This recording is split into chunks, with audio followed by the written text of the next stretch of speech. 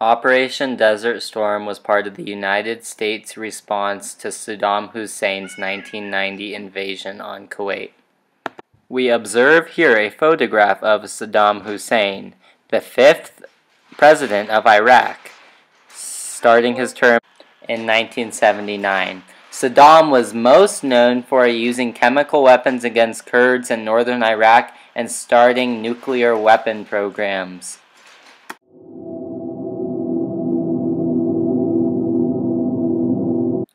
Operation Desert Shield begins 5 days after the invasion of Kuwait, with the first U.S. forces landing in Saudi Arabia on August 8th. The first U.S. death related to Operation Desert Shield occurs on August 12th.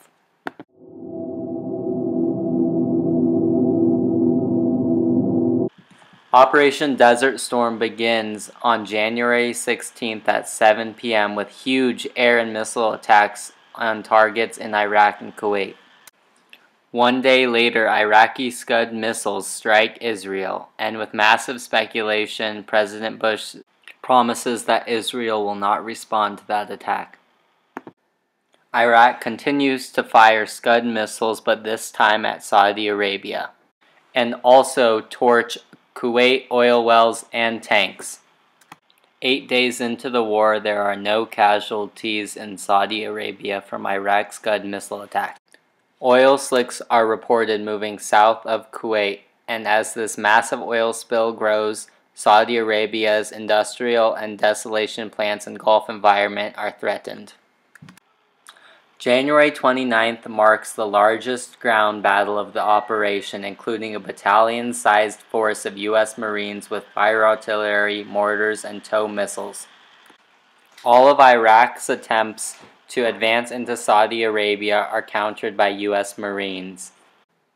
On Sunday, February 2nd, the 19th day of the operation, Allied air campaign passes 40,000 sortie mark, which is 10,000 more missions than were flown against Japan in the final 14 months of World War II.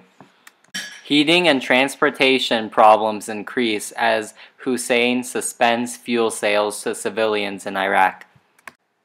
On Wednesday, February 6th, U.S. F-15 fighters shoot down 4 Iraqi jets as they join 120 Iraqi aircraft that have already been flown to Iran. Defense Secretary Dick Cheney and Joint Chief Chairman Colin Powell leave for the Gulf to access the war.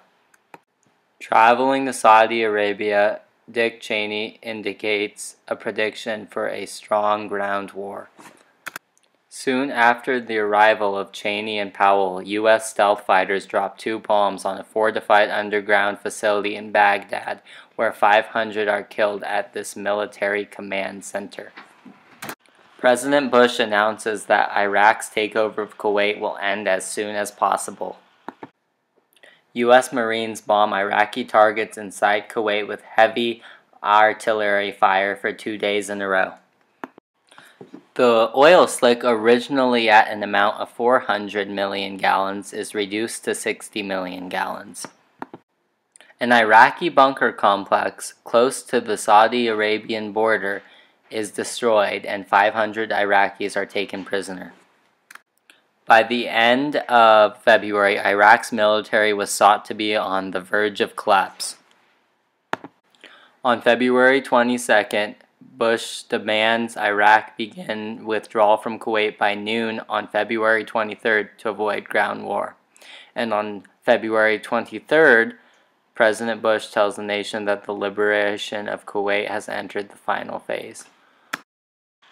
Iraq does not initially agree to President Bush's terms and launches one last Scud missile attack on Al-Khobar, Saudi Arabia, injuring 90 and killing 28 U.S. soldiers.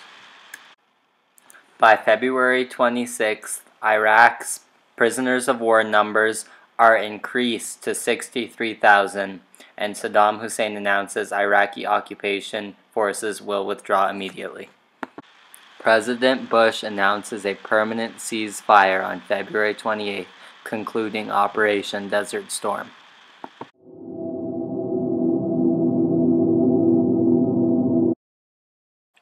Operation Desert Storm began after Arab countries such as Saudi Arabia and Egypt called the United States to intervene with Saddam Hussein's invasion of Kuwait. Although Congress did not make a declaration of war, the President was allowed to invade and conduct military operations without this declaration. Operation Desert Storm was based on good intentions to protect Kuwait from the malicious actions Iraq was carrying out. War was necessary and the only option to push back thousands of mechanized infantry, armor, and tank units that Iraq was using to take over the country of Kuwait.